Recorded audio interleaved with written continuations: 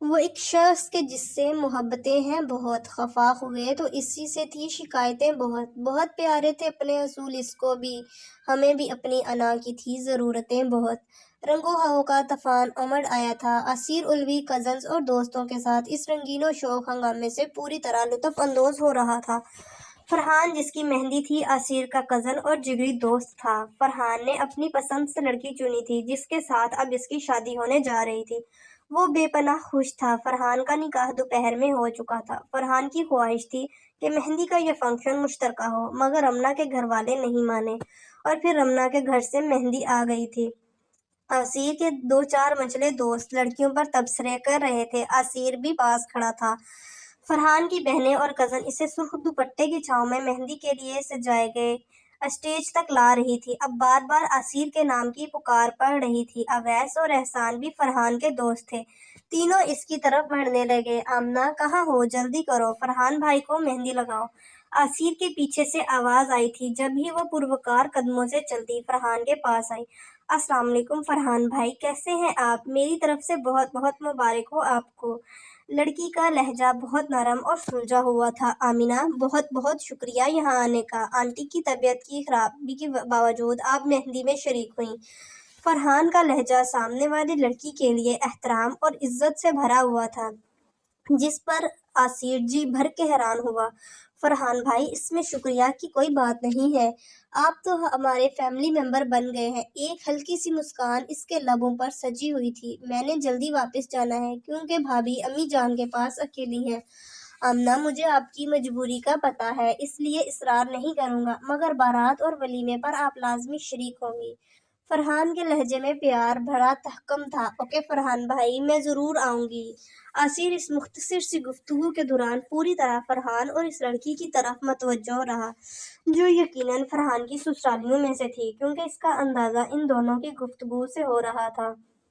بہت نائس لڑکی ہے، رمنا کی کزن ہے، فرحان نے اس کے جانے کے بعد اسیر سے کہا۔ فرحان کے لہجے کا احترام بتا رہا تھا، وہ لڑکی خاص ہی ہے۔ حالانکہ پہلی نگاہ میں وہ اتنی خاص ہرگز نہیں لگی تھی۔ کپڑے بھی کوئی خاص چمک دمک والے نہیں تھے۔ سر پر اسکارف اور شانے پر دوپٹہ تھا جو بڑے سلیقے سے اوڑھا گیا تھا۔ بارات کسی دوسرے شہر تو جانی نہیں تھی، اس لیے آرام سے تیاری کی گئی۔ وہاں پہنچ کر اسیر کی متلاشی نگاہیں ادھر ادھر بھٹک رہی تھیں۔ اویس نے نوٹ کر لیا، ویسے بھی وہ اس کے مزاج سے آشنا تھا۔ یار کیا بات ہے، کسی کو ڈھونڈ رہے ہو؟ کسی کو بھی نہیں، اس نے اویس کو ٹالا۔ فرحان نے اسیر سمیت اویس اور حسان کو بھی ساتھ ساتھ رہنے کو کہا تھا۔ یار دلہا بن کے تم بالکل ہونک لگ رہے ہو، اسیر نے چوٹ کی۔ تمہیں رمنا کی کزن کا پتہ نہیں ہے، آفت ہیں پوری، ایک سے شرارت کرتی ہیں، اور نیک دودھ پلائی جوتا چھپائی کے دوران جو میری درگت بننے والی ہے، سوچ سوچ کر ہول اٹھ رہے ہیں۔ بیچارہ فرحان سچ مچ بہت گھبرایا ہوا تھا۔ ہمارے ہوتے پریشان مت ہو، اویس نے پیٹھ ٹھونکی۔ تمہارے ہونے کی وجہ سے ہی تو پریشان ہوں، ایسا نہ ہو تم لڑکی والوں کی طرف ہو جاؤ۔ فرحان اس کی عادت سے آگاہ تھا۔ دوستو، میرے چینل کو سبسکرائب کر دو پلیز۔ رمنا کی کزنز مٹھائی اور دودھ لے کر آئیں۔ رمنا کی کوئی بہن نہیں تھی، اس لیے بہنوں کا رول کزنز ادا کر رہی تھیں۔ ان سب میں وہ نظر نہیں آ رہی تھی جس کی فرحان نے تعریف کی تھی۔ کھانے کے بعد رمنا کو بھی اسٹیج پر فرحان کے ساتھ بٹھایا جانا تھا۔ جب بھی وہ نظر آئی، وہ رمنا کو تھام کر اندر سے لائی تھی۔ اب وہ رمنا کے ساتھ ہی بیٹھی تھی۔ اسیر نے کھل کر جائزہ لیا، وہ فرحان کی دائیں جانب بیٹھا تھا۔ اچانک آمنہ کی نگاہ اس کی طرف اٹھی، اسے غصہ آ گیا۔ رمنا اس کے پاس سے اٹھنے ہی نہیں دے رہی تھی۔ امی جان کی طبیعت خاصی بہتر تھی، اس لیے وہ پرسکون تھی، پر فرحان بھائی کے ساتھ بیٹھے نوجوان کی نگاہوں نے اسے ڈسٹرب سا کر دیا تھا۔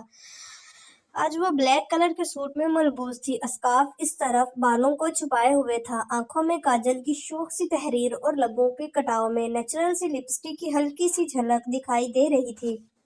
اس کی بائیں جانب کی درمیانی انگلی میں نازک سی انگوٹھی چمک رہی تھی، جس میں سے سرخ ننھا سا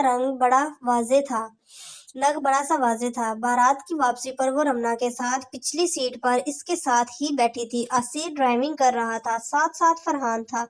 وہ وقفے وقفے سے آمنہ کو مخاطب کر رہا تھا۔ اب تو اسیر کو اس کا نام ازبر ہو چکا تھا، اس کی شخصیت کے مانند منفرد اور پروکار۔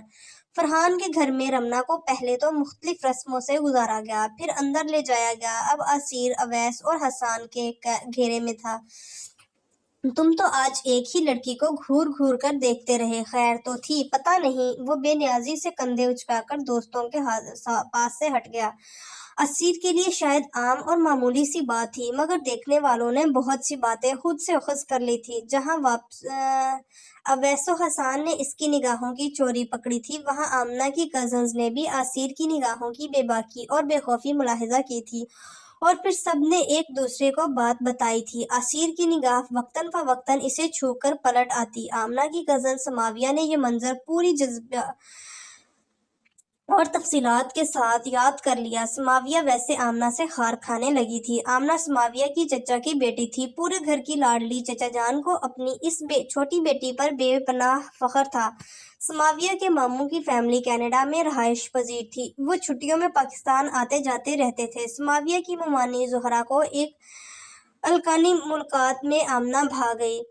وہ کسی کو بتانے اور مشورہ کیے بغیر سیدھی سماویہ کے چچا عباس کے گھر پہنچ گئیں۔ اس بات کی خیر جب سماویہ اینڈ فیملی کو ہوئی تو جھگڑا ہوا، تو اس آس لگائے بیٹھے تھے کہ سماویہ سے بڑی بیٹی ہادیہ کا رشتہ ماموں کے بیٹے کو دیں گے، اور ادھر اور ہی کہانی چل رہی تھی۔ عباس چچا تک یہ فیصلہ قصہ مبالغہ آمیزی اور افسانہ طرازی کے ساتھ پہنچا تو انہوں نے نرمی سے سماویہ کے ماموں کو انکار کر دیا، اور پھر بالا ہی بالا زہرا ممانی نے اپنی بہن کی بیٹی سے لاڈلے سپوت کی نسبت طے کر دی۔ اس کا ذمہ دار بھی آمنہ کو ٹھہرایا گیا۔ نہ وہ ہوتی اور نہ یہ رشتہ ہاتھ سے نکلتا۔ تب سے سماویہ نے تو اس سے ضد ہی باندھ دی تھی۔ آمنہ اسے بہت بری لگ رہی تھی۔ پورے خاندان کی عورتیں آمنہ کی مثالیں دیتی کہ لڑکیوں کو ایسا ہونا چاہیے۔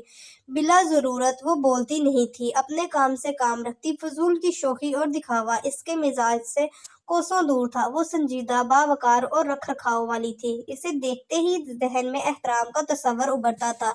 بلا ضرورت وہ کزن سے فری نہیں ہوتی تھی۔ سلیقے اور خنک ڈھنگ کے کپڑے پہنتی، فیشن کرتی تو ایک حد میں رہ کر۔ بہت سی ماؤں کے لیے وہ ایک آئیڈیل بچی تھی۔ ان سب باتوں سے قطع نظر پیٹھ پیچھے آمنہ کا مذاق اڑایا جاتا، اس کی ڈریسنگ اور حلیے پر طنز کیے جاتے اور اعتراض، اور اس وقت حد ہوگی جب رشتہ آمنہ کے لیے آیا۔ حافظ اسرار سلجھا ہوا معزز خاندان کا نوجوان تھا۔ پیشے کے لحاظ سے وہ انجینئر تھا اور اچھا خاصا خوش شکل اور سمارٹ تھا۔ ابھی آمنہ کے گھر والوں نے سوچنے کے لیے ٹائم مانگا تھا۔ حتمی طور پر رضامندی یا انکار نہیں ہوا تھا، پر لڑکیوں کے ہاتھ مذاق آ گیا تھا۔ پھپھو کی بیٹی سدرا نے تو اپنی ماں سے صاف کہہ دیا کہ ہمیں آمنہ کی مثالیں مت دیا کریں، ہم اس کی طرح